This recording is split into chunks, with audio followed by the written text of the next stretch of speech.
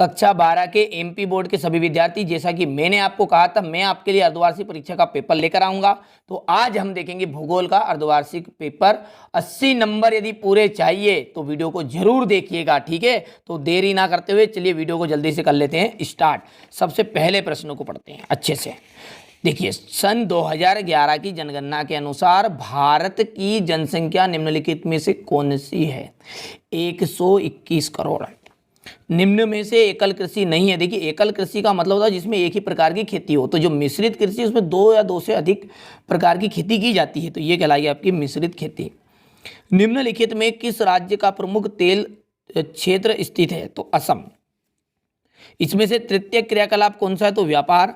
मानव भूगोल के जन्मदाता किन्हें कहा जाता है? तो रेट जेल को मानव भूगोल के जन्मदाता कहा जाता है। यदि हम बात करें रिक्त स्थानों की, तो पहला है भारत की व्यापारिक राजधानी मुंबई है, ठीक है। यहाँ पर दिल्ली नहीं लिखना है, ठीक है। तो यहाँ पर तो क्या व्यापारिक राजधानी पूछा है। मानव को पृथ्वी की उपज को सेपल ने बताया। और विश्व में जनसंख्या की दृष्टि से भारत का कौन सा स्थान है? तो दूसरा स्थान है। इंदिरा गांधी नदी का निर्माण 2 चरणों में पूर्ण हुआ था।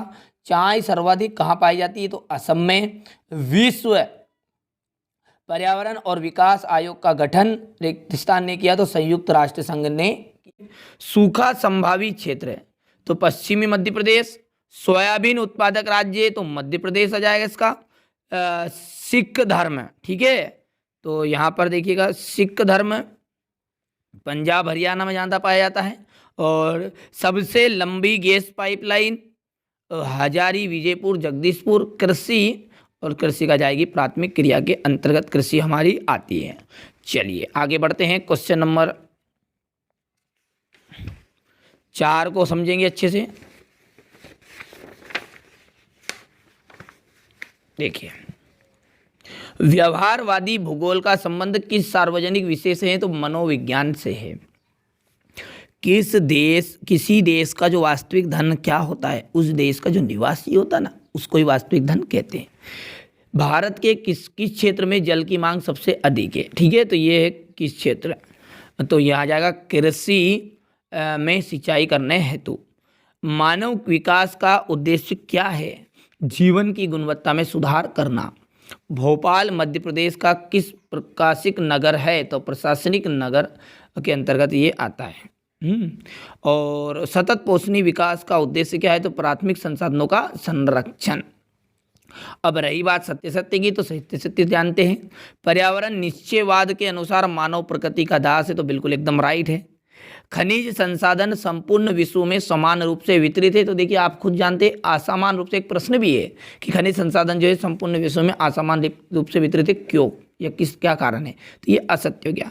10 से 19 वर्ष की आयु के वर्ग को किशोर वर्ग कहा जाता है, तो एकदम राइट है। अशोका को जापान का मैनचेस्टर कहते हैं, सत्य। स्त्रियों का प्रवास अधिक नहीं होता। देखिए, स्त्री प्रवास का मतलब क्या है? यानी एक स्थान से दूसरे स्थान जाना। तो स्त्रियाँ तो सबसे ज़्यादा जाती है, क्योंकि शादी के बाद उनको स्थान तो छोड़ना ही पड़ता है, ठीक है, प्रवास करना ही पड़ता, तो ये इनका सबसे ज़्यादा प्रवास होता है। मरुस्थलों की विषम जलवायु मानव बसाव के लिए सुविधाजनक, ठीक है, होती है, तो ये बात होगी आपकी गलत, ठीक है भैया। चलिए इसके बाद में है क्वेश्चन नंबर 6 में आपका 2-2 नंबर के क्वेश्चन आंसर शुरू हो गए हैं, ध्यान से पढ़ेंगे। भौतिक तथा सांस्कृतिक पर्यावरण के कोई 2-2 तत्व लिखने हैं। नवनिश्चयवाद क्या है? लिखिए। सहकारी कृषि किसे कहते हैं? ट्रक कृषि किसे कहते हैं? उत्प्रवास और आप्रवास क्या है? जनसंख्या संगठन से क्या से है? गैरीसन नगर क्या होते हैं? उनके कार्य बताना है। मानव बस्ती का क्या अर्थ है? अम्लवर्षा किसे कहते हैं? ठीक है, बहुत से सिंपल से प्रश्न आपके परीक्षा में आएंगे, ठीक है। तो आप अच्छे से कंप्लीट करिएगा, क्योंकि यहाँ चैनल सिर्फ आपके लिए ही बनाया गया है ताकि आपको अच्छे अंक प्राप्त हो। इस चैनल का मुख्य उद्देश्य यही है। आधारभूत उद्योग किसे कहते हैं? स्थानांतरणशील कृषि को कर्तन दहन कृषि क्यों कहा जाता है? खनन से क्या से है? खनन की विधियाँ। कुटीर एवं लघु उद्योगों का में अंतर। विश्व में जनसंख्या वितरण की कोई 2 विशेषता है। विकास वृद्धि से क्या से है? कायिक तथा कृषि घनत्व को समझाइए। भारत में जनसंख्या वृद्धि को के सीमित रखने के उपाय। भंडार कितने प्रकार के होते हैं? संक्षेप में समझाना है। अंतर्राष्ट्रीय व्यापार क्या है? लिखना है, ठीक है। इसके बाद देखिए आगे भारतीय कृषि की 3 समस्याएं लिखिए। नियोजन एक से हुए विकास को लिखिए। विनिर्माण उद्योग की 3 विशेषताएं। कुटीर एवं लघु उद्योग में कोई 3 अंतर। ठीक है भैया। तो भारत में जल संरक्षण करना क्यों आवश्यक है। इसके बाद में इंदिरा गांधी नहर कमान क्षेत्र का वर्णन, और यहाँ पर भारत के मानचित्र पर इन चीज़ों को आपको दर्शाना है। ठीक है, ये अब आपका क्वेश्चन नंबर 19 का हुआ। ये क्वेश्चन नंबर 20। ठीक है, टोटल प्रश्न जैसा कि आप जानते हैं कि 20 प्रश्न आपके एग्जाम पेपर में आएंगे। ठीक है, तो ये था आपका क्लास 12th का भूगोल का अर्धवार्षिक पेपर। ठीक है, यदि आप फिर चाहते हैं कि अच्छे से अंक प्राप्त करें दूसरे पेपरों में भी, तो चैनल को सब्सक्राइब करना मत भूलिएगा।